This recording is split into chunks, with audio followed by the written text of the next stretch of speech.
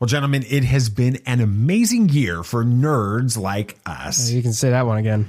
Gentlemen, it's been an amazing year for nerds like us. Kind of walked right into that one, Sam. Okay, yeah, I guess I did. Yeah, but in all seriousness, pop culture fans have been fed very well in 2022, and it's only going to get better in 2023. We'll look back at our favorite moments from this year and look forward to everything we're excited about in the new year. This is Tatooine Suds. It's true. All of it. What is the name of the porg on the Millennium Falcon? Force is strong in my family. What do you think his name is? It's a big moment. I am a Jedi, like my father before me. Maybe Turbis? Do or do not. There is no try. Turbis? Pablo, if you're listening to this live stream, that porg's name is now Turbis. It's a good Star Wars name. We're not done yet. These guys recorded an awesome podcast called Tatooine Suns. Everybody listen to that. So God of War Ragnarok, is that what it is? Mm-hmm. So now you finished, you came in late to this, right? I did come in very late. I mean, I saw that the new one was coming out and the old one was on sale. Not the old one, the 2018 one was on sale for $10. And I'm like, okay, I've heard so many good things about it. And so I decided to play it, and I finished it the fastest I've ever finished a game in like 3 days. It was really fast. It was insanely fast. And so I've been waiting to get this new game. Almost been getting spoiled on social media or YouTube or anything, just because I don't even like Facebook. I don't interact with anything on Facebook, but they keep showing me stuff. Right. I keep having to just scroll by. But the new game so far, I don't think I'm super far in, but it's how fantastic. long is the campaign supposed to take? The campaign just in and of itself is 25 hours. Wow. How many hours do you feel like you're into it? I'd say 4 or 5. So maybe. you're into it well enough to know. Okay, so first impressions of the game, God of War Ragnarok, go. It's a lot darker than the 2018 one. Really? There's a sense of finality to it, of course. But you know, the father-son bond is even stronger this time, and it's great to see that play more into it. That's cool. It's going to be interesting to see how it ends up, but I'm glad I haven't gotten spoiled. Sam, do you have any interest in God of War Ragnarok? I mean, I'm familiar with the story just because Nathan's been keeping me updated. It's certainly very, very interesting. I like the world and the father-son aspect of it. Sounds a lot more interesting than the original games. So it's definitely interesting. I don't think I'd have any interest in playing it. But hearing what's happening from Nathan is more than enough fun. That's for cool. Me. So that's awesome. Well, welcome to Tatooine Suns, a pop culture podcast. It's been a while. It's been like a month since we recorded, but it's been busy. We'll explain a little bit more. We are the only fan podcast to name a canon Star Wars creature and to be endorsed by the writer and the director of The Last Jedi and Glass Onion. Ooh, that was so good. All right, I still got an hour to watch because I fell asleep because I was exhausted. Really not because it was boring. No, I just was exhausted. It's been it's been that kind of December. That's why this is the only episode that we released. Before we started the movie, it was what? 8 o'clock, 7:30 or something. Past my bedtime. Way past your bedtime.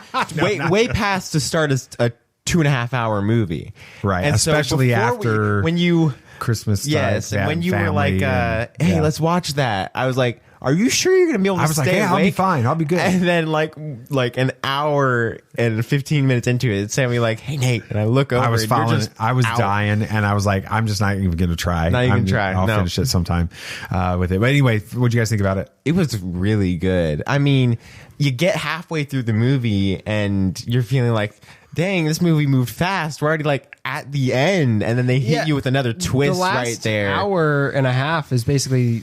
No spoilers. All the stuff that I missed. No spoilers, not yet. At least for Dad, and you know, we don't want to... I was just going to say it's the reveals. Yes. That's like the entire last hour and a half. The last half is just a ton of reveals. Yeah, that's all it is. Okay. Well, I'm excited about it. So what is your thoughts generally on it? It was fantastic. I like how he didn't copy the first movie, but he still had the same charm and feel, and it was still just as interesting without being a straight up repeat. Yeah, that's cool. Very much so. Awesome. So, We're just way off track. We are. We do believe, though, that pop culture is the mythology of our generation, that there is a story it is written on our souls, and that these myths speak to that story. And that is why we talk about Star Wars and Marvel and DC and all of the epic franchises. God of War Ragnarok. Yes. Yeah. It's an epic franchise now. Yeah, very much so. That you love so much. I am David. I'm the dad. Hi, Dad. I am honored to be joined it's Most weeks. yeah, it's like month now. But anyway, we'll talk about that too. By my two amazing sons. Sam, what are you talking about? Yeah, it was hard to narrow down my my top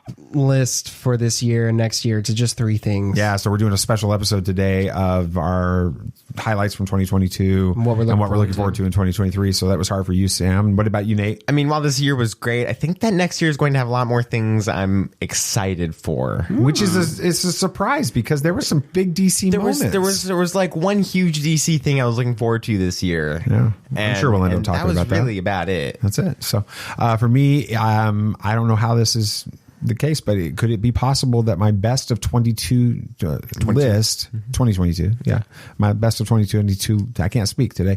List 2022. My best of 2022. There we go. List might not include Star Wars. Might not. We'll have to wait and see. I don't think mine does. That's very interesting. Well, we want to wish you everyone listening to this, because by the time you hear this, it'll be a couple of days after Christmas. But we haven't had a chance to wish you a Merry Christmas. So Merry Christmas to all of you. We hope that you've had a wonderful time with your family over the past weekend and celebrating the reason for the season. You know, for us as being followers of Jesus, it's always a big holiday for us. Part of the reason why we had to take a lot of time off. We just had so much going on with that. But also, we're getting ready to go into a Happy New Year, and you're listening to this before that, so Happy New Year. Yes, Happy New Year. Wish you that too. We didn't die. May you exactly. That's sort of how we end these years now, right? You know, we survived another one. No nuclear war. No apocalypse at this point with it. But we obviously wish you the best and God's blessings on you over 2023 as well. So thank you so much for listening to the show, for making Tatooine Sons a part of who your fandom and your nerdiness, and we appreciate that. Follow the show. We are going to have, we kind of tease a couple of them, but we're going to talk about at the end. We're going to talk to some changes in our schedule in 2023. We'll save that for the end of the episode, but let's just go right into it. BB Nate, what do you got going on tonight? Well, a lot of great things came out this year, and DC really showed back up this year in the movie side of things. My favorite TV series is probably going to be shocking, and next year is going to be a big one. So let's talk all about that. Have you ever danced with the devil in the pale moonlight? Yeah, I can fly.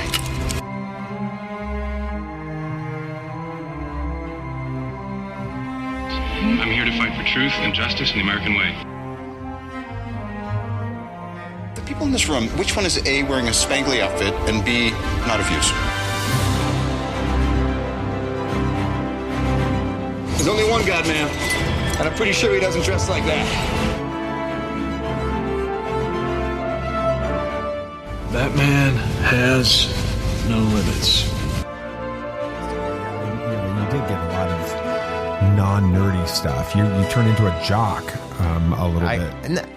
On your sports. Colorado Avs Yes, stuff. I got a lot of You did get Colorado a lot of Avalanche clothes. stuff. I got a lot of Avalanche merch, but I'm happy about it. You got a few comic, like some omnibus comic I got a books couple and of collections of series that I need to read to understand what's coming up. What happened is we were all just so excited he had something other than comics. We just got him stuff. a bunch of Avs stuff. Because we knew you didn't have any of it, so we were like, just get him Avs stuff. It was great. I mean, go Avs, go. Yeah, go Avs, right? Yeah. Anyway, we go. Let's if our team could heal up. Yeah, exactly. For the three favorite things, let's just hop These right are into a few of my favorite things. Kind of. It's Christmas song. Yeah. Well, at least people make it. I don't know play why it during people Christmas. make it a Christmas song. And it's it not. applies. Yeah, So, it does anyway. apply. Yeah. Okay. So for the movie, this is going to be a huge shocker. Favorite movie of 2022. All the movies. What is The it? Batman, of course. Whoa. No shocker there. It was, of course, a fantastic movie that I saw. I think the total it was like 8 times in theaters. Yeah. Wait, so what? Yeah, you I went gotta to go it a and see lot. it. Yeah, right. Going to see it. Yeah. Other people just like I would have gone by myself now, but Jeez. yeah, I went to it a lot. But first off, what did y'all think of the Batman, and where do you think the story could go from here? Oh, well, I'll be honest. this would probably be my favorite movie of 2022 if you didn't pick it. But it was... You just wanted something different to talk about? Well, but the other movie is a big one for me too. Okay. But I absolutely loved it. It absolutely just shattered my expectations. And they were fairly high going into it. It was the perfect Batman film, perfect detective and comic book movie. So you really couldn't have asked for anything better. But as to where it'll go, I mean, we really have nothing to go off of. There's lots of hopes, that people have. So a lot of people want to see Mr. Freeze. I'm hoping for the Court, obviously. So there's just a lot of speculation and rumors and hopes and dreams, but we've got nothing to go off of. I'm hoping a time jump. I'm hoping we start to see the startings of the Court. I hope the startings. Well, we're starting to see the them popping up. Okay. Yeah.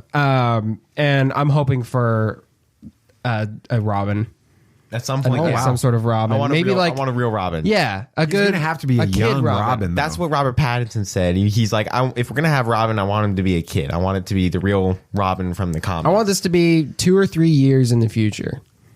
Yeah, the next one would be fun. That's fun to see. Yeah, I loved the Batman. I mean, I've gone on record multiple times about how much I enjoyed it. I was one of the countless millions who kind of scratched their head and was like, what are we doing with this movie when it was announced Robert Pattinson was going to be playing the Batman really? And Bruce Wayne in it. But, only because I'd never even watched a Twilight movie, but, I only associated Twilight's very different from Batman. Yeah, with Twilight. But then we saw Tenet. And he was in that. And he did it. And it was so. I was like, okay, maybe he can do this. Mm-hmm. And then you kept, coaxing me along, helping me understand with it. I loved it. I thought it was fantastic. You talk about it, Sam, from a film perspective as far as where things are going. I'm excited. We're getting a couple of series eventually. We are pretty soon. We've got the Penguin series with Colin Farrell. About to film with that, and then there's the Arkham Asylum one is being produced right now. It's kind of in the works. If I know I probably have said this on the show before, but if they find a way to pull off a Harley Quinn's origin story as part of the Arkham Asylum series, like make her like we saw in the animated series, that'd be cool. With it, I think that would be fantastic. And just make Harley Quinn a bad guy. Yeah. I hate seeing the anti-hero Harley Quinn now. I mean, she was a bad guy at the beginning. Just at least let her be a bad grow guy for a little bit as a bad guy, so that the anti-hero version means that much more instead of just throwing her into that. But that's good. Why is obviously it's the Batman and all of that, but what was the major reason, BB Nate, why you feel like this has got to be the top of your list? Because I mean, I just can't see any flaws with it. I've watched it enough to notice flaws if there was some, and I mean, even just for as long as it was and how different it was than what we've seen before, it was still just really well done and really good. And I always think back to like I could see it being made as a comic. I mean, every single shot could be a panel. Frame and a panel in a comic. It was a comic book movie down to its core, and that's you don't really see that all that much. I mean, and compared to some of the other comic book movies that came out this year, like Thor: Love and Thunder and some of those things, it feels like, okay, well, there are still good comic book movies that appreciate their source material now. So that was a big deal for me. Yeah, it is curious to me how I think that if you take people that are not, I have to be an MCU fan, I'm a Marvel fan, right? If you take people that are more superhero movie fans, comic book movie fans, nerd culture fans, and just they're not like tied to one franchise or another, and you ask them what the best comic book or superhero film was, you're going to have a big debate between the Batman and Wakanda Forever this year in 2022. Yeah, definitely. With that, I think that's good for films. We need another franchise to be at that level of storytelling. With it, all right. Well, for a TV series this year, I'm gonna have to give it to the Grand Tour season 5. We only have one. We've never talked Grand Tour. No, on this we've show. only had one episode so far come out in season 5. It was a movie. And season 5, just specifically season 5. It came out. This year. I mean, it came out this year. So okay. I'm giving it that. But I discovered it over pneumonia. Oh, okay. So that was, I mean, I had nothing else to do and no other shows to watch, and I'm like, hey, I'll try it out. It looks fun. You were super sick. So. I was so sick, but it's a fantastic show. I mean, what is it about that show that you love so much? It's just so much fun. I mean, it's hard to say that for media, but everything about it is just fun and enjoyable and feels fun to watch. It's like Impractical Jokers in some ways. Why do you say that? Because it's not Impractical Jokers. But it's the friend group that's been friends for decades now, just doing crazy things like having an RV trip across an entire country, and one of them decides that he's going to make his controls on the roof, and then his brake goes out, and all of that kind of stuff. It's just so much fun to watch, and it's enjoyable, and it just always feels refreshing, I guess. It's just three old British guys being stupid, and they are pretty irreverent. They're very irreverent, especially on the when they used to do the conversation street topics. They went into very irreverent stuff, but it was always a lot of fun to see where they went with it. That's but cool. it's just a great series all in all. Yeah. But for favorite moment this year, I'd have to give it to the Andor interviews and screeners, because I really did enjoy Andor a lot, and it was awesome to see the last 4 episodes a little bit early and interview some of the people behind it, because you could tell their passion behind it was so strong, and they really did appreciate this show. And after I got to finish it, I understood why they loved the show so much, because it is a fantastic Star Wars show. And I mean, there was nothing about it that I thought was wrong. It was just it was dark and different from anything else we got in Star Wars, but it really fit Andor's character and where he ends up in Rogue One. I can't wait for season 2, but we already kind of know y'all's thoughts on the Andor series in and of itself. But what did you think about getting the interviews and the screeners and all that stuff? How did that feel? Well, for me, that was a huge moment for our show. Absolutely. Right. I mean, it a year earlier was the first moment like that in the show, when we were invited to get screeners for Star Wars Visions and interview James Waugh and I'm sorry, I cannot remember the Japanese side of the production side of that. Kanako Shirazaki, I think is what it is, but I'm trying to remember. Sounds right. That's the name that popped into my head. I'm trying to I apologize, I don't have that. But we got that. Then we got the Lego holiday special. Terrifying Tales. Yeah. And then we've got Summer Vacation. So we got some of those things, but they were all sort of the animated side, which makes sense because our show kind of was born out of your guys' love for Star Wars Rebels, as well as The Last Jedi and stuff like that. So it made sense for that. But when we got the opportunity to get the Andor screeners and then to interview the different production people involved in that was that's the first live action thing that we've ever been a part of when it comes to it was crazy. Like a news level conversation with it. So that was super exciting.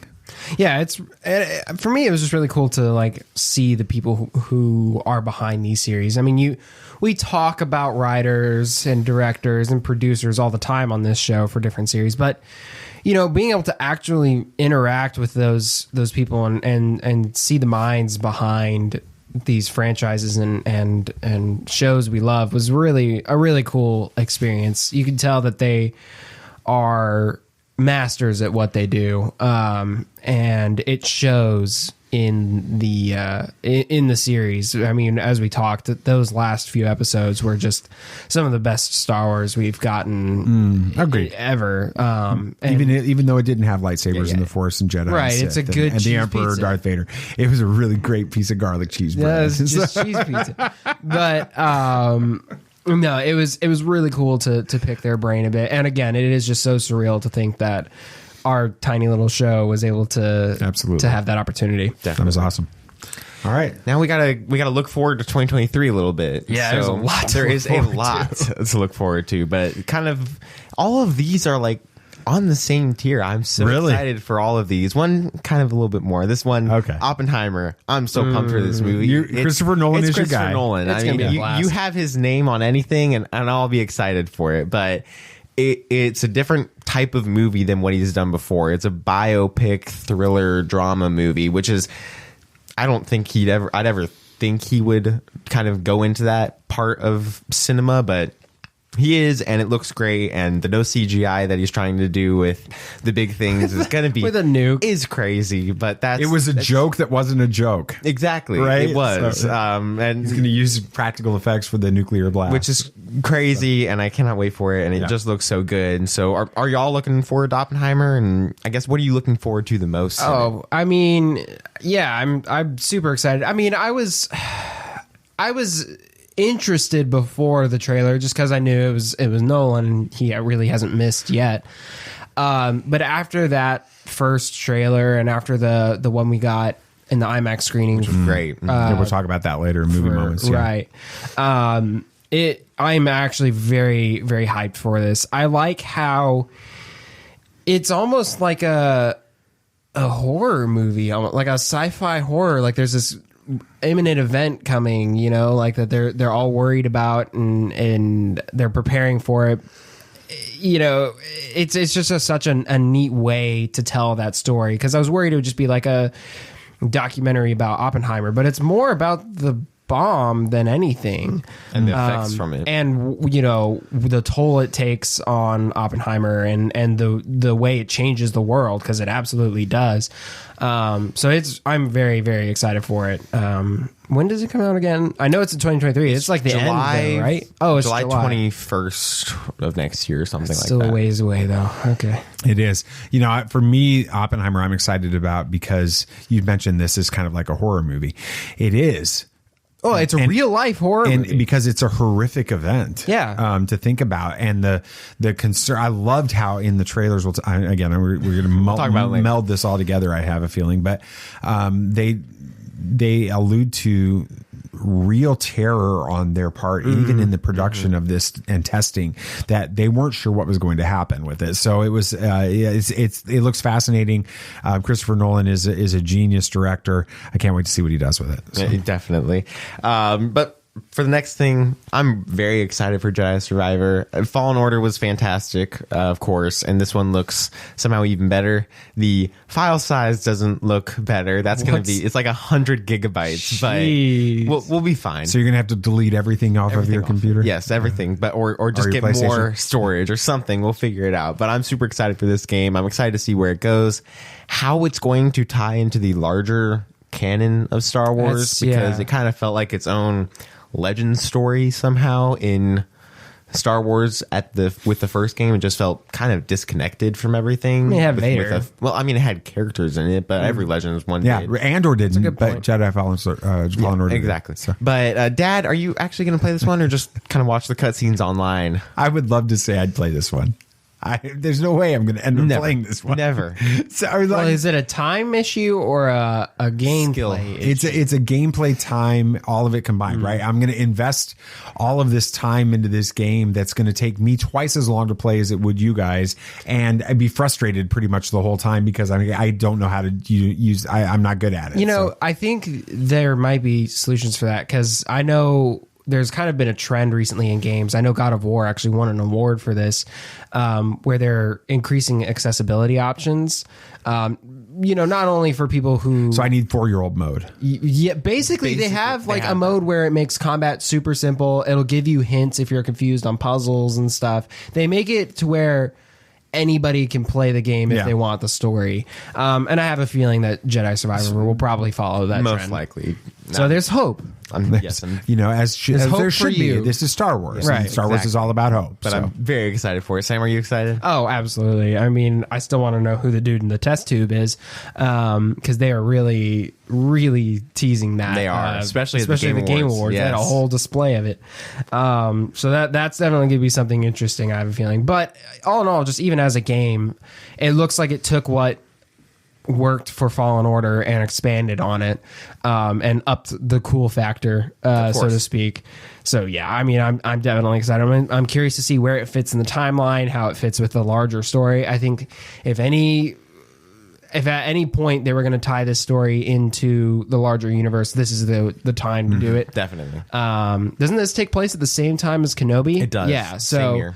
This is definitely maybe we see some of the underground railroad thing for Jedi. Definitely. Yeah, I could definitely see that. The path, is that what they called it? I think so. Yeah. Yeah. Or I think it was the way. Yeah, I think it might have been the way. Yeah, you're right. In Kenobi. Yeah. So definitely excited to see where they go with that. Definitely. And for the last thing, I'm just excited to see the new DC Universe plan. You're like the only person who's excited right now. I'm genuinely excited. Explain why. Because it's chaos right now. It is absolute chaos. Well, outside of James Gunn and Peter Safran, they know exactly what they're doing. Everybody else is in chaos. Everybody else has no idea what's going on and is honestly overreacting to everything that's going on. Wait. Fans, nerd culture fans overreacting. It's crazy. I don't understand. I absolutely adore the Snyder DC's your movies. dude. The Snyderverse is your world. Loved it. Loved it. I loved Henry Cavill as Superman. I genuinely think he's the best Superman we've gotten. You would have been thrilled had James Gunn been like 100%. Restore the Snyderverse is on. Exactly. I would have been thrilled, but I'm thrilled that he's not going that direction because honestly, it's a mess, and it would have been difficult to figure out how to make it whole again and keep it from being confusing. And even when he's like getting rid of all these people and getting rid of that past universe, it means that he has a genuine plan for a good story that's coming out soon. And he really does want to make this story as good as it can be. And you can tell he's been working on it for the past 2 months almost now, and he's been officially been constantly like meeting with directors and writers and figuring out. He still wants Ben Affleck to direct a movie,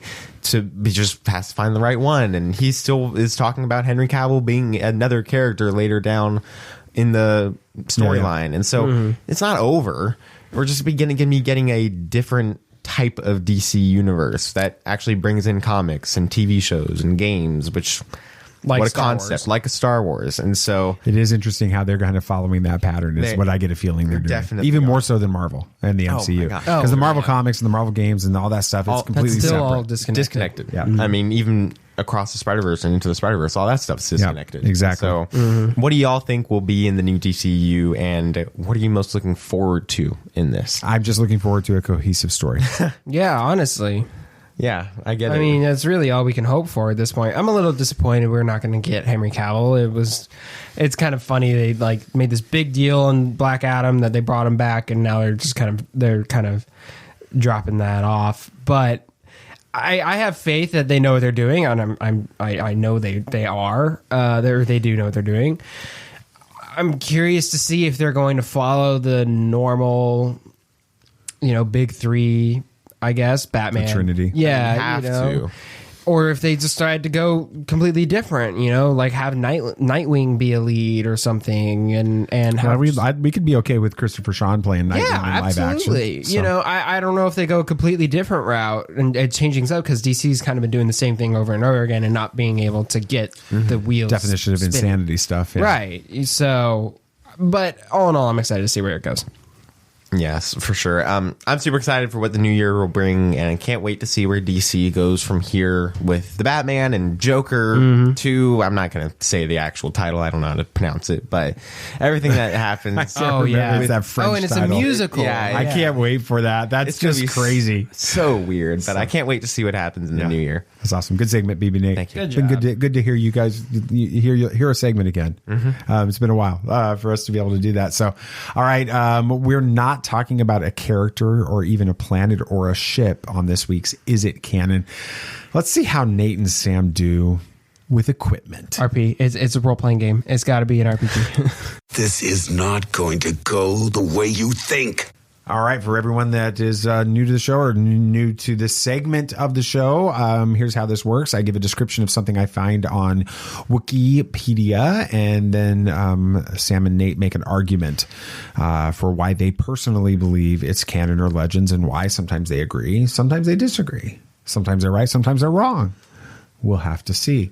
This time it is rather generic. It is a portable plasma shield. Okay. I'm going to say something right now. What? It's canon. It's canon. And I think we both know why. Yep. All right, continue. All right, a portable plasma shield consisted of a small bracer mounted plasma shield generator that, when activated, emitted a radial shield capable of blocking physical and energy attacks, offering near impenetrable defense while requiring much less weight and bulk than a traditional shield.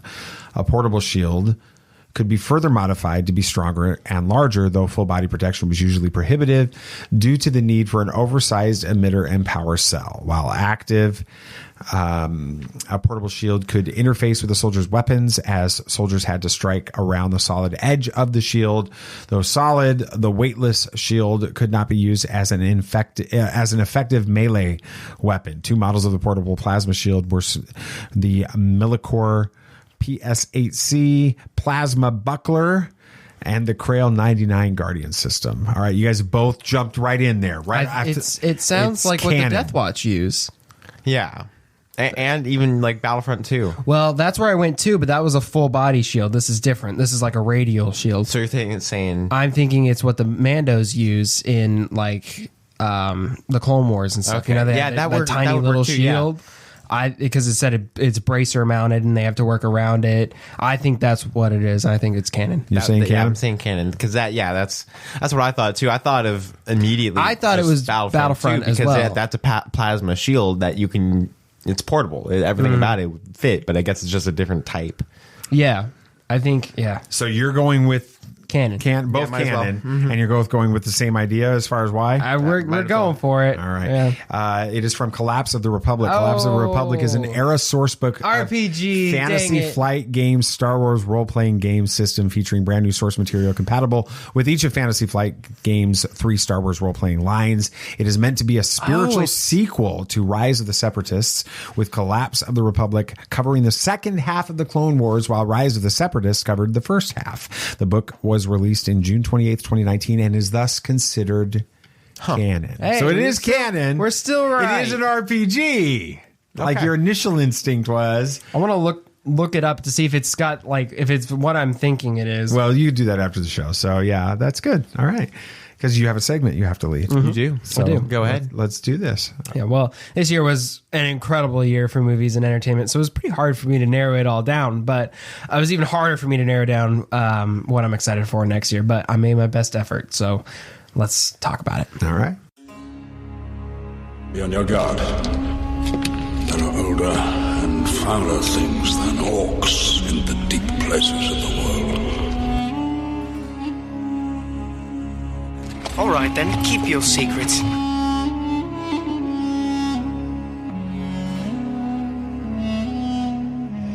coming to us.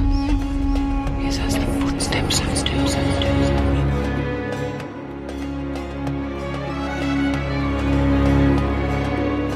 There are many magic rings in this world, Bilbo Baggins, and none of them should be used lightly. Right, yeah, I don't talk about it much. Don't get to do it much, but I love playing airsoft, so I got a whole bunch of clothes too, but it's all tactical camo stuff. Although you could cosplay as 1981 action figure G.I. Joe. Yeah, probably. Like the one with the round helmet that sticks around his ears and all of that. I'm not sure which one. You'd have to pull up a picture. I'll pull up a picture of it. Yeah. You'll be like, oh yeah, that's who I am. I'm going to go cosplay at that in the next Comic-Con we go to. So anyway. Hopefully going to go play in the next couple of weeks. That'd be fun. Yeah. But all right. Well, for the movie, it was going to be the Batman, but I thought about another movie that came out, and this one might be a little surprising for y'all, but I think my next favorite was probably Top Gun Maverick. Really? I don't remember where I heard this described, and I think it's because it's a Star Wars movie, right?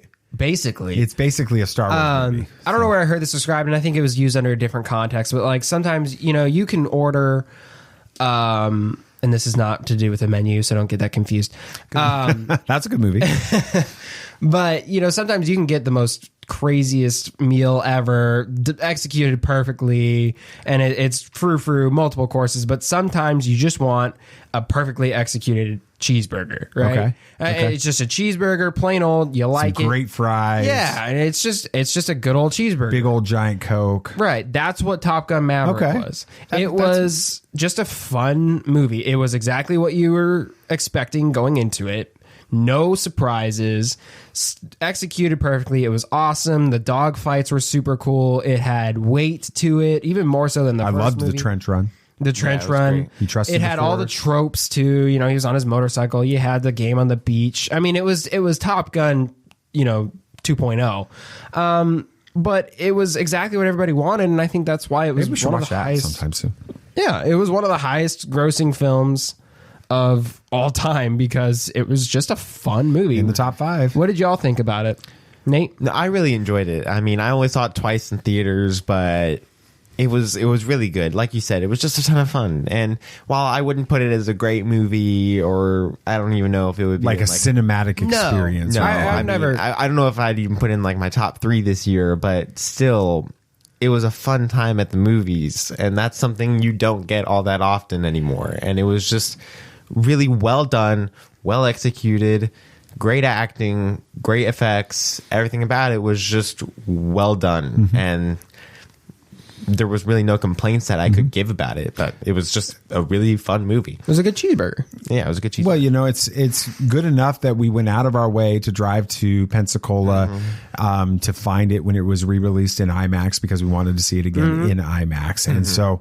it may not have been in your top 3 or anything like that as far as movies, but it was a great, fun movie experience, and you enjoyed watching it. Of course. Kind of that's cool. I loved it. I mean, it was fun for me from it because I'm a kid of the 80s, right? So Top Gun was like such a pop cultural phenomenon in the 80s. And that's kind of the first thing people think of when they think of Tom Cruise from that era with it, even though he'd been in a few movies before that, which were hits with it.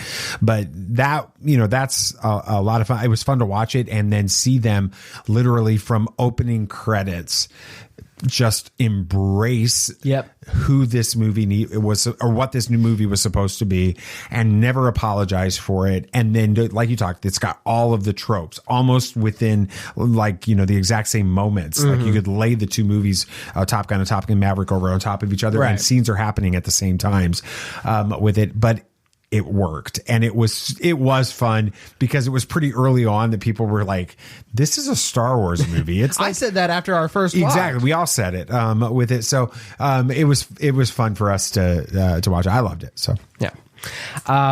As for my favorite TV series, this will come as a surprise to literally nobody, but it had to go to Lord of the Rings: Rings of Power. We are Amazon shills. We are shills. I'm getting my paycheck comes in last Thursday. 2 shows were Amazon. All right. What? Oh yeah, because your show is Amazon too, isn't it? Oh, that's going to get weird when it gets to my segment. Maybe that's what the weird iPad case was. That's it. That was our paycheck. It was an iPad case for the iPad. Some weird random iPad came from Amazon. Case, not iPad, but a case for an iPad came to our house. And we don't even have an iPad. Nobody can figure out why, including Amazon. But anyway. I had some real high expectations for the series going into it, being the resident Lord of the Rings super fan, and it well exceeded them. The last couple episodes were just off the chain. It did everything that you wanted it to do and more. But after having some time to let this series settle a bit, it's been multiple months now. What do y'all think? Where does it sit for y'all, Nate? Oh, I really liked it. I can't wait to see where it goes. While this season had a lot to it, it still felt like the prologue to the story that we have to get. Yeah.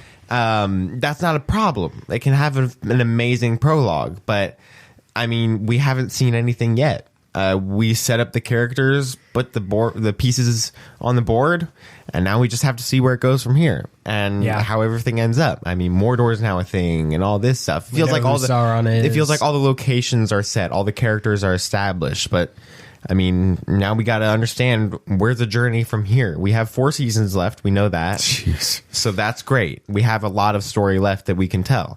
So I'm just excited to see where that goes from now. Yeah. Dad? I mean, I hadn't had a chance to even rewatch these, and I know you've watched some of the episodes. Yeah, there are times when I've just thrown them on while I'm working on other stuff. Yeah, I love this series.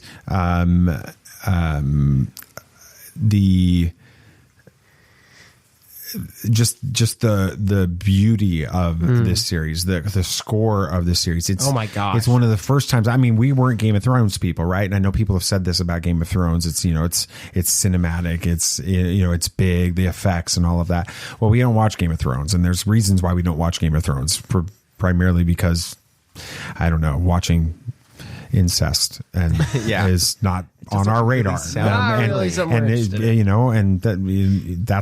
That's just not what we're going to do with it. But the reality is we got to see that level of production in a TV series, which even exceeded, stuff that we saw in Star Wars. The closest thing we've also seen to that was the production value on Andor for us with that. So I absolutely loved it. I'm going to have you save the answer to your question until a little later in the show. So you can move on to the next step. Just trust me. Just move on to the next step. Okay. As for my favorite moment, it definitely had to go to the Willow premiere. Never in a million years did I imagine that we'd be able to go to a red or green carpet premiere. It was such a surreal experience to be walking that and seeing all the stars, and just like, we're in a premiere in LA just because we happen to have a podcast. It's something people only dream of, and we got to actually experience it. What were you going through your guys' heads during this moment, Dad?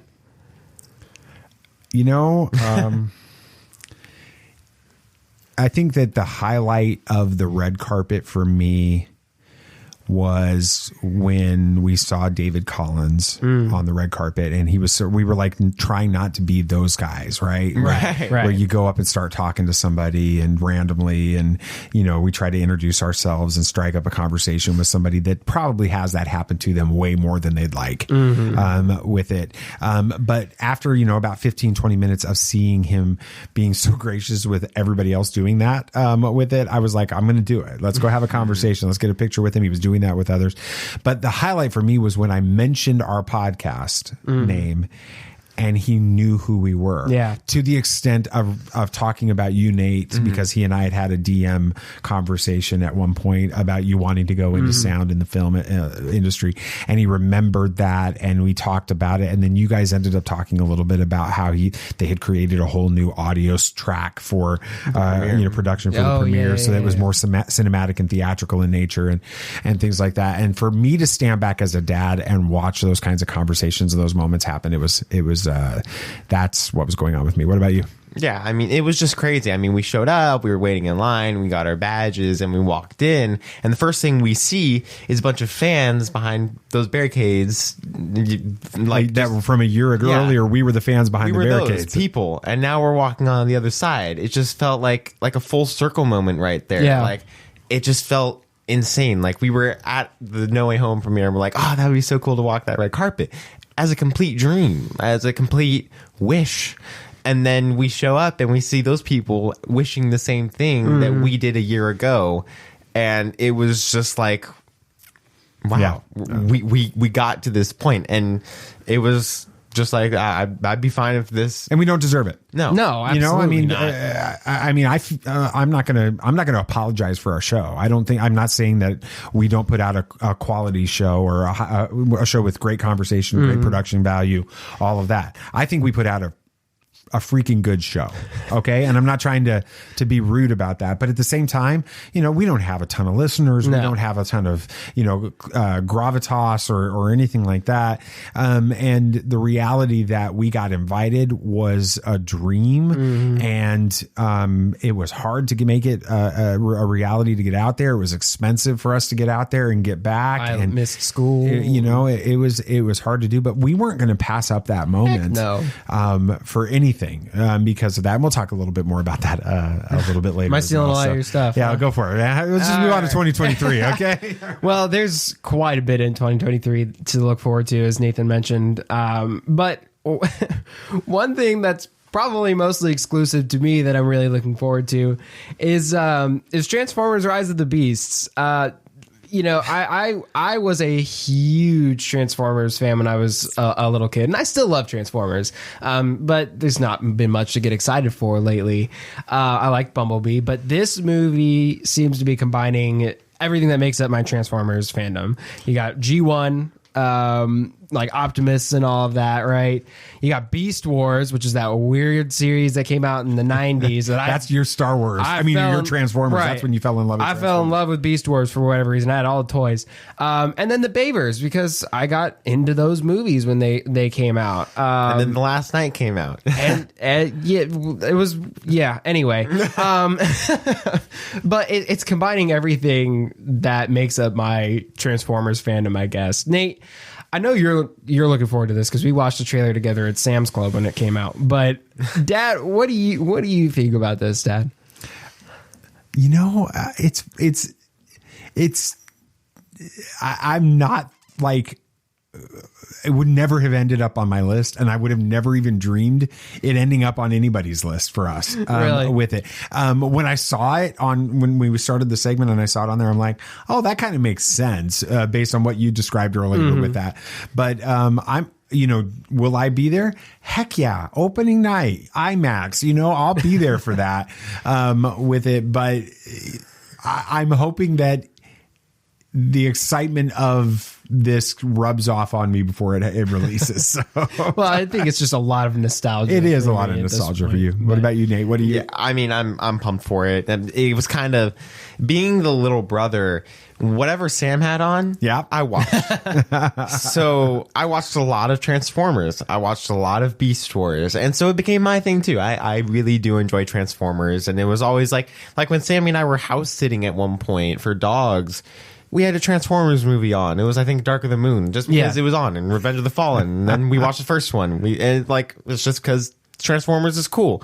And we went to Bumblebee opening day. We used to play a lot of games too. We played the games a lot as well. Yeah, we really did play a lot of those games, and it's just a lot of fun. I mean, Transformers has always been. There's not a huge plot to it. Yeah, it's just side conversation. But another funny thing is Nate and I don't know if we haven't mentioned this on the podcast because we haven't recorded since then. I was just doing a mental check, but we were watching the Game Awards, Nate and I, and we went into it and I'm like, I hope we get an announcement for a new Transformers game. It's been a while since we've gotten a good Transformers game, right? And then we're sitting there and this trailer comes on because there was a new game release every other 2 minutes. It felt like there was a trailer, it looked alien stuff. We're like, this is kind of cool. I wonder what this will be. And then the title card at the end shows up and it's Transformers Rebirth, something like that. Reawakening. And Nate and I both just sit up in our chairs and look at each other like, no way.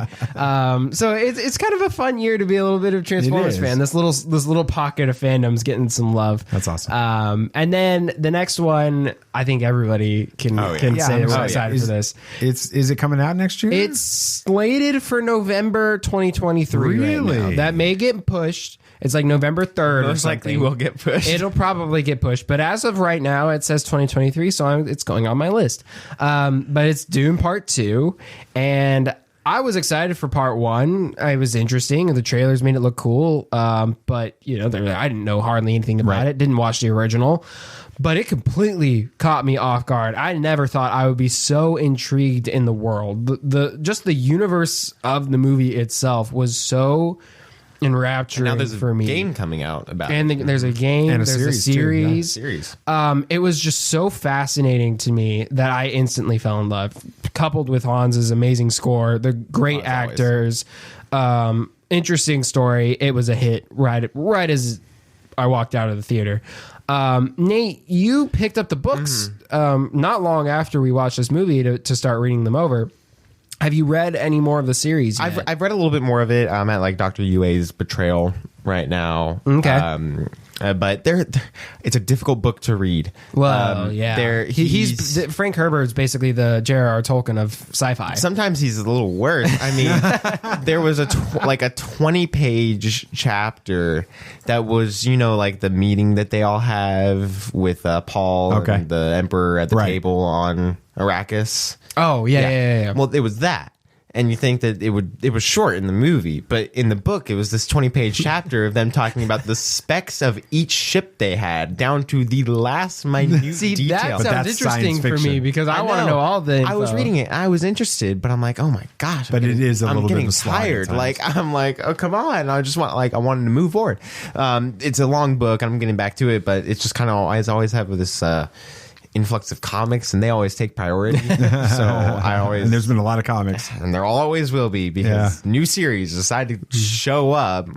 The audacity. How are you feeling about this new movie? Yeah, I already revealed that I didn't even have a clue it was supposed to come out in 2023. So, not nearly as excited about it as you guys are, but I loved the first one. I'm excited to see how the second one goes.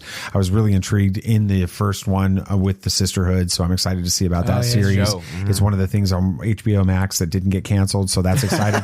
With that. So and that takes place like the origin story of that. Yeah. It doesn't have, his mom? I don't think so. No, I don't think so. Oh, yeah, it's supposed to be different than that. So excited! I know that they've been filming like crazy, and I think that isn't the movie wrapped.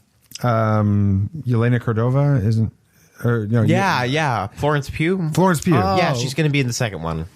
Oh, really? At least she should be. And isn't Christopher Walken the Emperor? Mm-hmm. That I'm not sure how that's going to work, but I mean, then again, you said you weren't sure about Robert Pattinson as Batman, so maybe Christopher Walken will work. But and then last thing I'm excited for in 2023 has got to be Mando season 3. It was between that or Ahsoka, but I had to go for Mando because I like Mandalorians.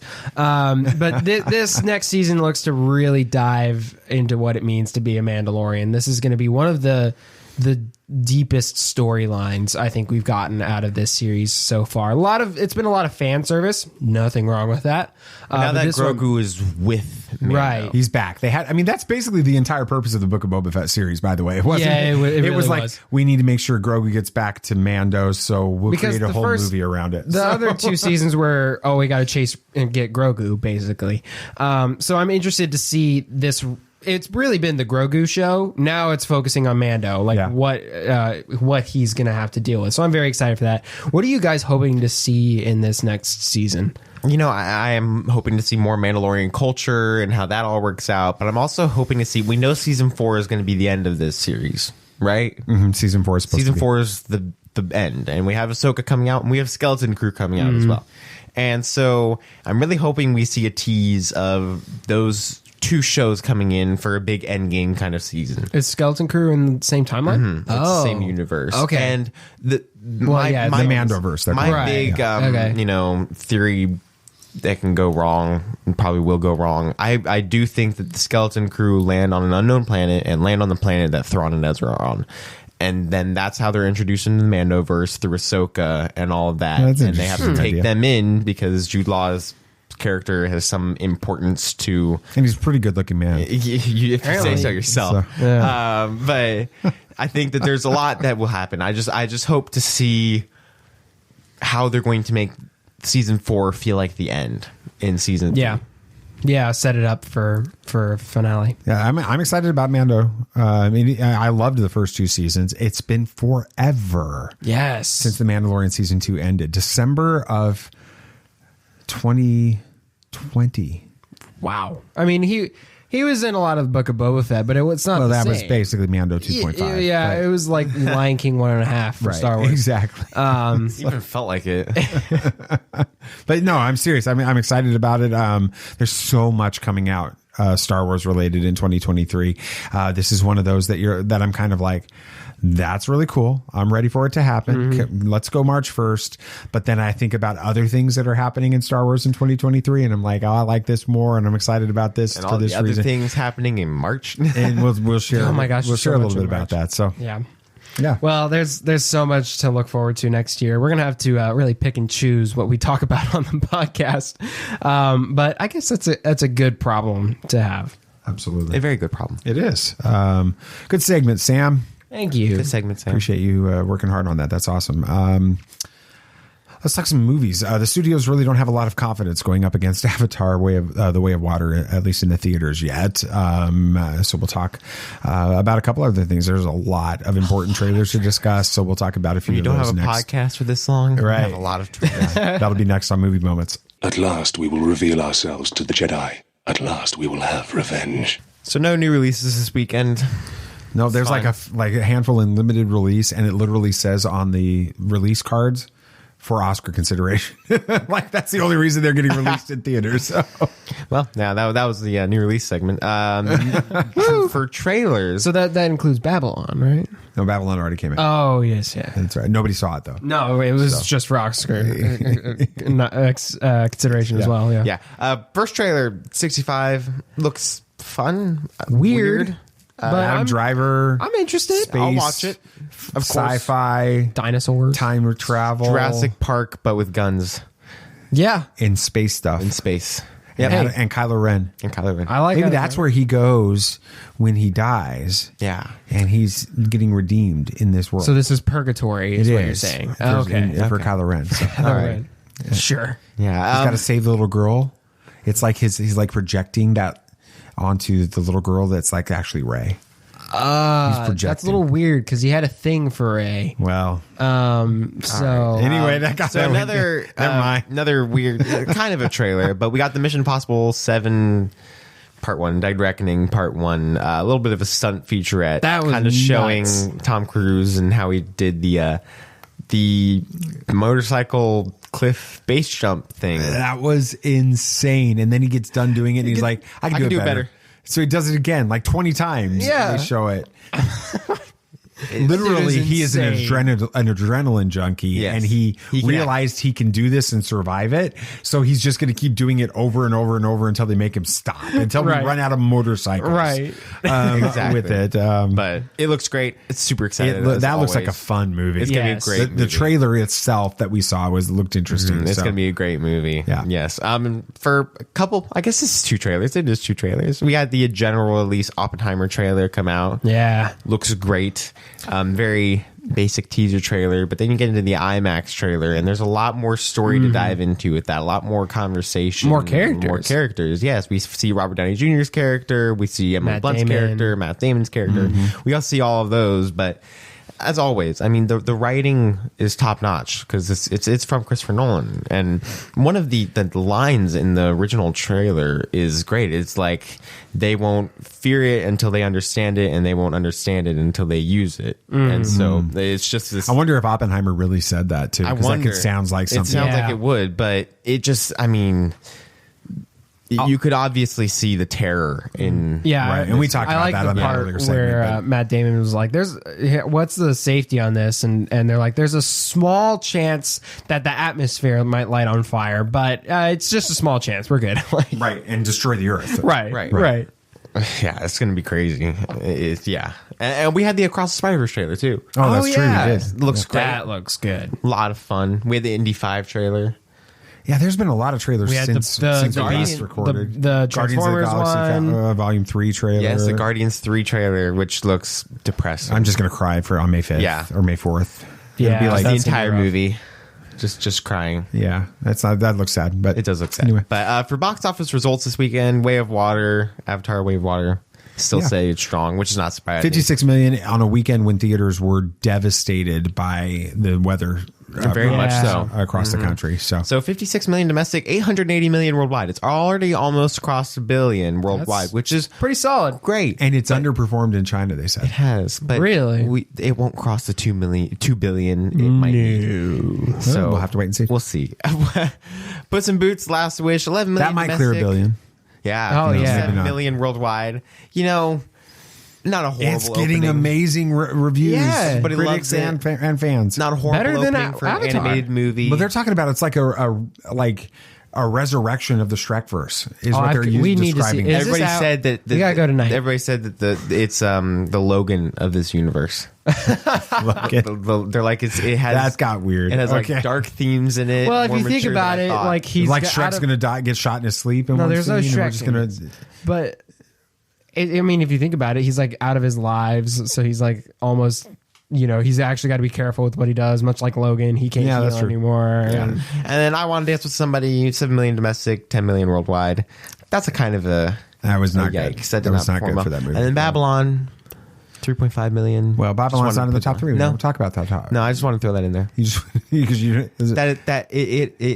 slightly. So you think that the movie going public decided to steer clear of a movie that had multiple orgies and 300 f-bombs in it? I guess so. Yeah. Also, it just doesn't look interesting, and it's 3.5 hours long almost. Are you serious? What? So yeah, I don't think anybody really Jeez, can't complain about Avatar. And the critics don't like it, so it didn't even work on that level. Right. Okay. So I don't think it'll be getting nominated for any Oscars. So. Well, it got nominated from Golden Globes, so we'll have to see. All right. Well, thanks for sharing. There you go, Dad. Appreciate that. You guys all know how much I love Star Wars, right? Yeah, it's good. It's like a big part of my fandom, like a little bit, probably the primary part of my fandom, right? Shockingly, my 2022 favorites aren't from a galaxy far, far away. Not even Andor.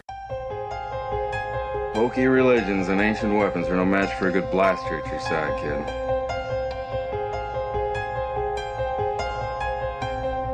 Rebellions are built on hope. Force is with me, and I am with the Force.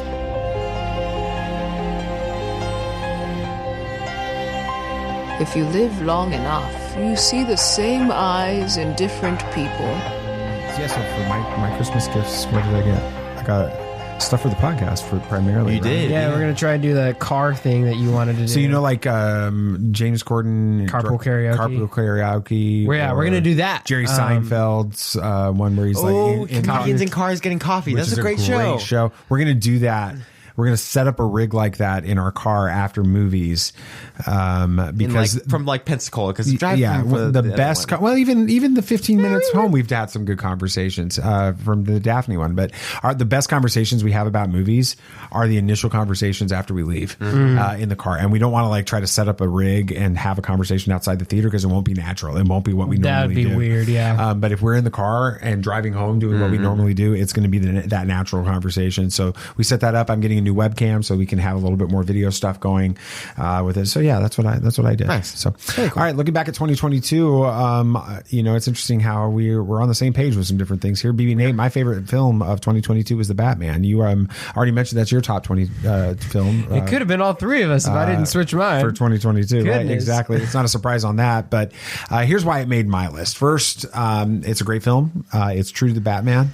But it's also not a superhero movie. It's a detective movie. It's detective comics type stuff. Second, I was absolutely scared to death going into this film because you were absolutely so excited about it, BB Nate. I didn't think it could possibly live up to your expectations, and instead of that, it exceeded them. And then finally, I saw you step into a much more sophisticated and mature way of communicating about pop culture because of this film. You actually took over the dad moment after that movie came out here on the show, and then you later had a chance to interview Michael Uslan, the EP on the executive producer on every Batman film and show since 1989. So it was a really cool moment for me to watch you do that. Nate, what was the moment of seeing the Batman actually live up to your expectations?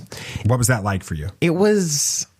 I was visibly nervous as it started. I was very, very nervous. And then they started playing the pre-show stuff, the pre-show IMAX stuff. And I'm like, how we were in the premiere. No. I was the premieres were happening all over the country. Yeah, right? but they had the pre-show playing, that you step into a world thing that they do right before the movie. Oh, yeah. I was very excited. I'm like, okay, we're about to get it. And then they hit you with the 10-minute timer that we're going to be having. And I'm like, okay, so...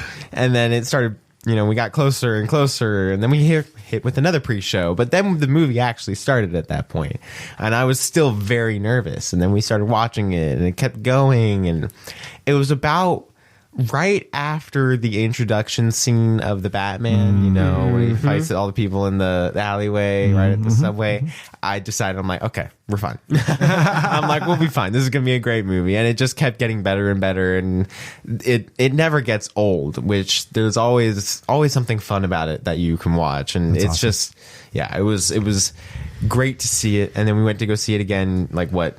Two nights later. Yeah. And then I went to go see it again at least the next night, and then the next night. I think you saw it like 5 opportunities. I think I saw it. Yeah. So it's a great movie. It was great. Yeah. Sam, what was it like for you watching your brother have that moment fulfilled for him? Yeah. I mean, you could feel the energy in the room as it got closer and closer to time. And I could see that, Nathan, he doesn't let on about that sort of thing. He keeps his emotions very, very in check, but I could tell he was tense about it. His leg was just shaking like crazy. And I don't blame him because it's been a while since DC's really done something well, and there's a lot riding on this. It looked great from the trailers. It had a great director set up for it. It had everything going for it, but there's still that chance that it might not work. And I remember talking to Nathan right after that introduction scene when he was talking about the shadows and stuff. I'm like, they nailed it. They got it right. And we were both like, just excited the whole rest of the film. That's pretty awesome. For my TV, Sam, you and me are going to be on the same page on this one. I actually had Obi-Wan Kenobi at the top of my list until I started to kind of flesh out the reasons why. And then it became really clear for me that it's season 1 of The Rings of Power. While I loved seeing Ewan and Hayden reprise their roles in Kenobi, the payoff and Liam Neeson in The Rings of and Liam that Neeson, was cool. Right? But the payoff in The Rings of Power was so magnificent that it has to be my favorite TV moment of 2023. 2023? 22. I did that on yours too. Yeah, I'm just already thinking ahead. 22. It's going to be hard to surpass it in 2023, I guess. That season 1 finale had everything one could hope for, with the revelation that the stranger is in fact Gandalf. What? Spoilers. And that Halbrand was Sauron, and it fooled everyone, including Galadriel. With that, looking back at this, exactly. Well, that's true. We figured it out. Looking back on this episode, Sam, why are these moments so special? Well, a lot of it is the speculation. We had weeks to sit there and throw out theories and argue. Yeah, I mean, Nathan and I were sitting there analyzing the score, trying to figure out who the characters were. I mean, we were all in with it, and that's part of the fun about these. But that's also series. the danger. Absolutely. Yeah, we had headcanon, and if it didn't work out, that's a dangerous thing. But fortunately, we're all usually pretty loose with our headcanon, so if it doesn't work out, we're cool with it. But I absolutely love the way this turned out. I think the stranger being Gandalf was set up perfectly and executed even better in the end when he was fighting those witches or whatever. That was just but they did me wrong though. The way they started that episode. I remember looking at you right as it happened. I was visibly angry. Looked at me and you were just I've never seen him get angry at something. My like headcanon head was damaging me in that moment. You just had like you couldn't even have like a frown on your face. I was so mad. You were just focused and you just looked irritated, just completely irritated, and you're just like, I don't want to watch this. They kept the twists going until the very end. You were such a voice of reason, even across the room. You were just like, it's going to be okay. Just a lot of episode left. This is too early. They wouldn't reveal it this early if it wasn't for a reason. What did you think about the payoff on that season? It was a great episode. I mean, there was so much in that episode that was callbacks to what happened before and call forwards to what will happen, and especially with Galadriel and Sauron and Halbrand, and it was great to see Gandalf kind of stepping into that role a little bit more, especially at the end when he was talking with Nori and follow your nose and all that, which was he started acting like Gandalf. And I cannot wait to see more of that Gandalf again, especially interacting with Nori and how he becomes so in tuned and interested with the hobbits later on. The Harfoots. You can almost say, if you say it incorrectly, it sounds like hobbits. Harfoots. Whoa. Hobbits. Heart. Yeah. So anyway. All right, let's talk about my favorite moment of the year. It was obviously, you brought it up too, Sam, but it's the Willow premiere. We were just in sync. We were. Well, yeah, all of us were. It's kind of hard to believe that we haven't actually recorded an episode since that moment. But this is, without a doubt, my most special moment for 2022. After 5 years of recording this podcast, it felt like a very special way to wrap up a half of a decade of podcasting. That's Have you crazy. thought about it like that? No, that's weird when you it say makes it you that way. feel so old. Like the show has been around forever. Well, yeah, it has. And in for podcasting us. world, it's like podcasting years are like dog years. So we're like 45 years old at this point. No, you're 45 years old. No, I'm 47. Anyway, what was it like? I know we talked about it, but for kind of go back. If you could go back to December 2017. All right, Sam, you're 16. Nate, you're 12. Right? We're starting this. We're trying to find our way through a show.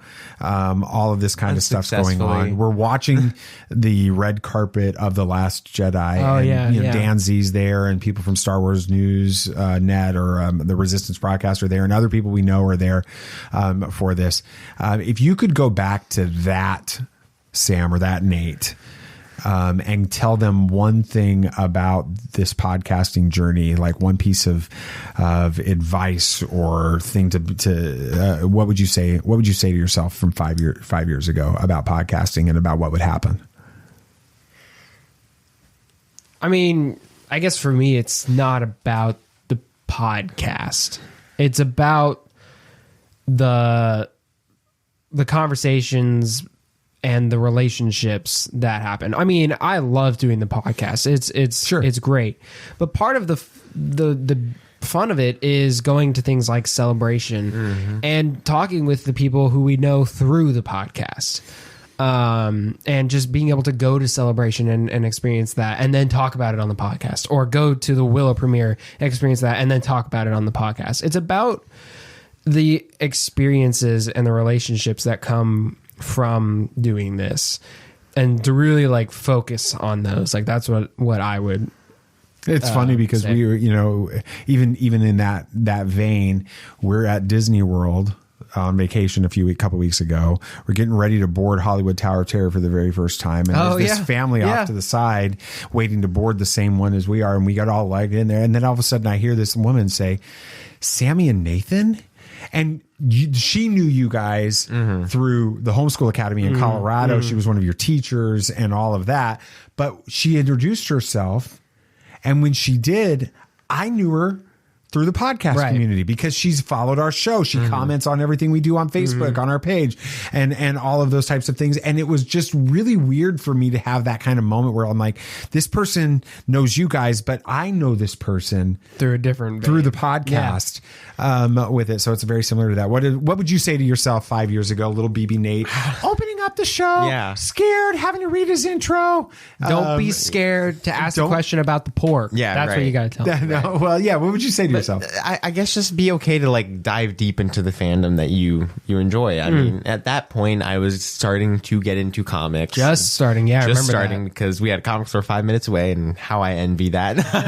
Oh yeah, we have our best comic book store are really the best one around. I mean, it was a 5 minute 45, walk. 50 minutes. Yeah, it was great, but I was getting into it there, and it was just. Back then, I was like, okay, well, I'll be casual in the fandom, but diving deep into what it means and what the themes are and what the characters are and character studies and all that stuff is really fun and it's important. And so I just wish I kind of started looking at that a little bit sooner so I could be more in tune with it and understand it a little bit better. But no, I'm always happy to dive deeper into movies and characters in those movies and all that stuff. That's pretty cool.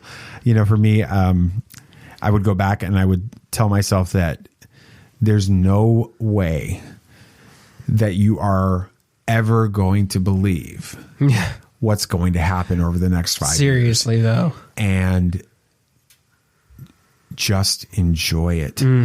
Just enjoy this ride. Just have fun with it. And you're right, Sam, the podcast recording and the prep time and all that stuff that we put into this, that's the work of this, right? That's the hard part of this.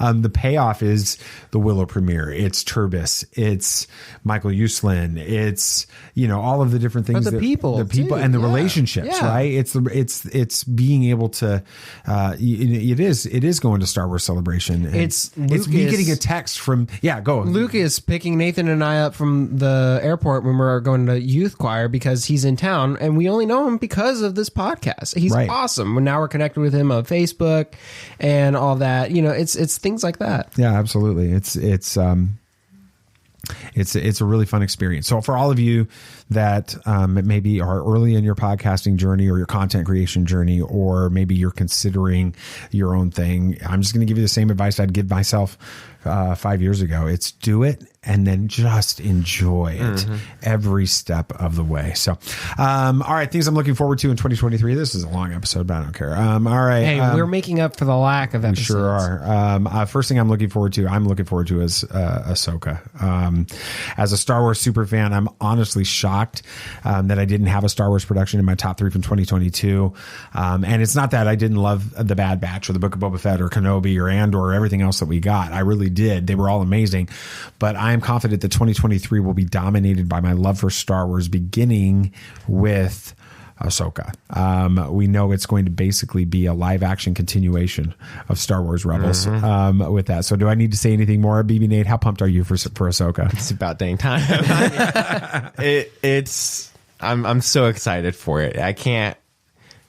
I don't know. I feel like I'm super excited for it, and I can't wait for it to get here, and I can't wait to see what happens. But then I'm like, okay, it'll be over. It'll be over, and they'll most likely abandon the characters pretty soon here again, and I don't want to have to go through that again. Maybe you get a spin-off series at some point. A forever long running. Yeah, eventually series, the stories end. Yeah, you're right. But I can't wait for it. It's going to be amazing. They have the cast already is great. I mean, we already have Ezra, who's going to be great.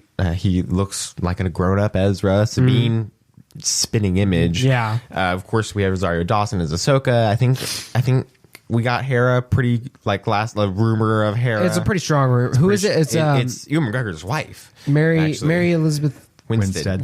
Yeah. And isn't there strong rumors about Thrawn? Isn't it? It's been pretty much not confirmed, but it's pretty much well accepted. It will be Lars. Thank goodness. So that reprising it in live action. That makes me like. There's no more doubts that I know the series is gonna be great, because that's the one thing I wanted is for him to play Thrawn. And this is like Dave Filoni's pet project. Yeah, this is his. Well, it's his favorite character. It's Ahsoka. So he's going to pour all of his love and everything that he can do into this movie, and this is a show, and it'll be great. There's one thing. Clone Wars did not get a live action continuation. I know this isn't Rebels season 5. It's not said that that's what it is, but that's basically what this is. And it's in live action. No other series got that. No. Clone Wars got the Bad Batch. Right. Rebels gets Ahsoka. Right. All right. Enough of that. Clone Wars got episode 3, Revenge of the Sith. That's what it got. Oh, that's funny. So we know next to nothing about the show Skeleton Crew, but I'm excited about that. All we know really is that it stars Jude Law. It's set in the Your doppelganger, right? My doppelganger. Apparently. That's what some people think. I don't. But anyway, it's fun to say it. It's set in the New Republic era. And it's about a group of kids lost in the Star Wars galaxy trying to find their way home, which when I read that line, it makes me feel like things. It makes me think about Ezra and Thrawn being in an area. See? I'm not crazy. You're not. Well, you are, but that's okay. Yes. But it's also the fact that we don't have anything more about it than that. What I just read, that makes it so exciting. We knew what we were getting with Boba Fett. We knew what we were getting with Kenobi. We knew basically what we were getting with an Andor series with it. This is going to be fresh. It's going to be different, and I'm ready to see what happens with it. So, Sam, how are you feeling about getting new Star Wars content that isn't tied to an already established character? Well, I mean, we've gotten this with Mando before, and it worked. I mean, it was a huge success because of Baby Yoda. Well, yes, but that isn't an established character either. No. So I'm not saying that this will be as successful as Mando, and it probably won't, but it could surprise us. I'm excited because that's where new possibilities lie, is with new content. The Mandalorian was so successful that it spawned this whole mini Mandoverse kind of thing. I know this is kind of in the Mandoverse, but this has the potential to do something similar to that. So I'm super excited to see what new things could come from this. Yeah, I'm excited. I think my theory's correct. I genuinely do. It's got merit. But I'm excited to see kind of this new style of Star Wars show. I mean, we've gotten Mando and Book of Boba Fett, which are very similar to each other, and Andor, which is completely different than what we've seen in Star Wars before, and it's kind of just, and then of course all the animated shows are very similar to each other. But this is kind of a different feel. It does feel a little bit like Goonies or Stranger Things with the group of kids, and then the Jude Law coming in to help lead them. It kind of feels like that, but in Star Wars, it's going to be different and exciting to see that, and I'm interested in seeing how this ties into the larger story. I mean, we can't just have a random show that's set in the Star Wars universe. While I wouldn't mind seeing some of the hustle and bustle of Star Wars life, that's not what this is being portrayed as. It has to have some meaning. And do we know if Jon Favreau and Dave Filoni are working on this? They are. No, it's John Watts. Oh, okay, yeah. So, it already has Spider-Man, No Way Home, and Homecoming. Great, and all that. Yeah. Great director behind it. So it's going to be interesting to see how it plays out. But of course, awesome. I'll watch it. Oh yeah, well, it's Star Wars, right? So, last one. Finally, I'm kind of surprised to say this, but one of the things that I'm looking forward to the most in 2023 is actually from DC, and it isn't Shazam 2. Whoa. It's The Flash. With all of the chaos in the DC universe and so many of the films and shows being canceled, The Flash has gone largely unscathed. Which is very surprising. With Ezra Miller's insanity. With this. In fact, it's been reported that James Gunn and Peter Safran haven't asked for any major changes to the film other than eliminating the cameos for Superman and Wonder Woman. So I'm very intrigued by this. BB Nate, in 90 seconds, why can this film work in spite of all the shakeup in DC? Because we originally heard when this movie was coming out that it was probably going to be a reboot of the series. And so they're probably going to make a couple changes to the film to change it to what they're wanting for the DCU. But overall, they're probably just going to let it be what the movie was going to be and just add a couple different story points here and there to lead it in the right direction. We'll see how it works, if it works out, how the movie actually is. But I'm excited to see how they reset it, because the Flash can do what he wants with time and resetting, because he's done it before in the comics. He does it all the time. I mean, he's done it in the CW. That's all the Arrowverse is. It feels like everything is just him resetting things and then it going wrong and then finding somebody faster than him and then beating that person faster than him. So it's just, I'm excited to see where we go from this reset. Yeah, I'm more interested to see the fan response to this after all of the chaos, not only with Ezra Miller, but just the DC stuff. I'm hopeful for it because I loved that version of the Flash in the Snyder Cut. I think it was the standout character. I agree. In the end scene where he runs back through time to reset everything, was one of the coolest scenes in movies I've seen. So I'm very excited to see that. Plus, you got the return of Michael Keaton's Batman, right. The variants, for lack of a better term, of Flash. Is that what they're called? Supergirl, or not Supergirl? Is it Supergirl? It's not Supergirl. Supergirl. It's Supergirl. Okay, but not the CW Supergirl. No, it's just there are other versions of the character. There's still Flash. It's just other different versions. Yeah, so I'm super interested to see where they go. Do we know who the villain is?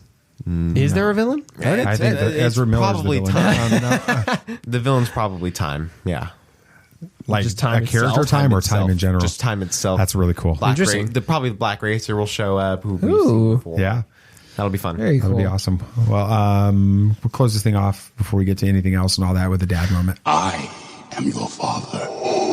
So the older I get, the more I realize that I'm most happy when those closest to me are happy. And as I look back on 2022 and the things that I love the most, they seem to center on watching Nathan interview Michael Uslan, and then Sam finally getting a new Lord of the Rings trilogy that exceeded his expectations. And then everything culminated in our entire family, Christy included, my wife and their mom, attending the Hollywood premiere of Willow, the series. This podcast has always been about having opportunities for us to grow closer. 2022 was no exception. And while we look forward to the new year, it is It's really easy to think about new releases, and I'm confident, though, that we'll love all of those. But 365 days from now, the highlights will probably be more focused on what we experience together than they are on what happens in all of our favorite franchises. And I can't wait to see what 2023 holds in store. Star Wars, Marvel, DC, and so many other stories are going to dominate the cinema and streaming in 2023. It's going to be a lot of fun trying to take it all in. And like we said, especially March. So, all right. Anything else you guys want to talk about? Anything else? Yeah. Amazon says The Rings of Power has more than paid off, and they tease bigger battles in season 2. So take that, haters. I'm honest. I was worried that they would consider it not successful enough and not continue the story, which I definitely don't want, because I want all of this as much as possible. So hearing that they consider it as more than paid off is a huge relief to me. It's going to be great. Yes.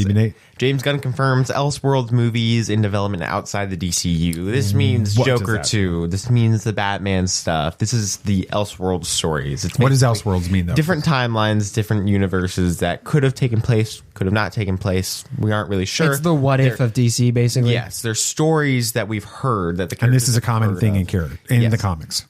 It used to be a whole line in the 90s and early 2000s. A lot of great comics came from that, including Gotham by Gaslight was an that was story. A great one. Batman Speeding Bullet, which is a huge deal. It's where Superman lands in Gotham instead of in Kansas in Smallville. So he becomes Batman.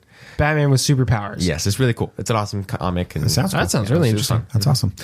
Star Wars fans think that the Perseverance rover left a lightsaber on Mars. So they went through and they've been combing through photos from that, and there's laying there. It looks literally like kind of a hilt to Luke's Return of the Jedi lightsaber or something like that. I mean, it's that shape. It's got the end piece on it and everything else, which doesn't surprised me because Star Wars stole from all of these junk things in order to make stuff. Yes. So it's a bracket from some machine or something that fell off, but it's fun.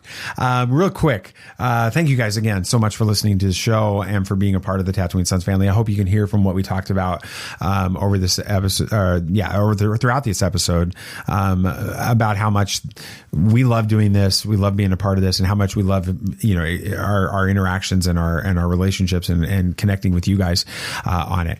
The reality is schedules have gotten harder and harder, and 2023 is going to get even worse. If any of you that have gone to university, junior year is the hardest year of university, and second semester junior year tends to be the hardest one. And Sam's got a ton of stuff that's going on. He works so hard on that.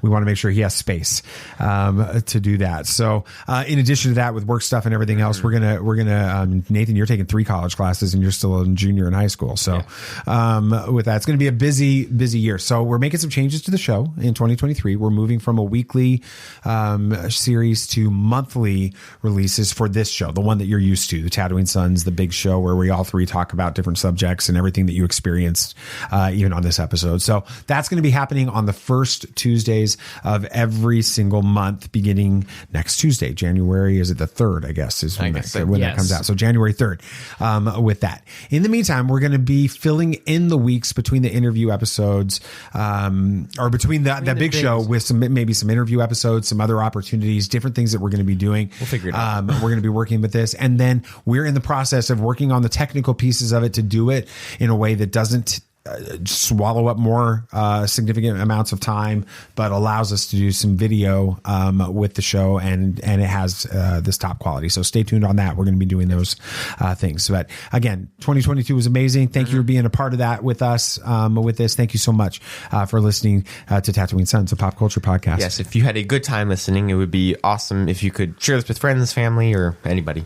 Yeah, and total strangers too. Yeah, so just walk up to somebody and tell them, "Do you listen to podcasts?" Yeah, that'd be great. Yeah, and of course, the show is only a small part of the Tatooine Sons world. So if you want to accost strangers and tell them about our Facebook and Twitter, you can do that as well. And keep up to date with everything we've got going on at TatooineSons.com as well. That's right. Don't forget to follow the show on your favorite podcast app so that you don't miss our next episode, and give us a review on Apple Podcasts or a rating on Spotify or whatever podcast app you prefer. Anything else you guys would like to say, gentlemen? May the Force be with you. May the Force be with you. May the Force be with you, always. This party's over. I like that Wookiee. technical with me.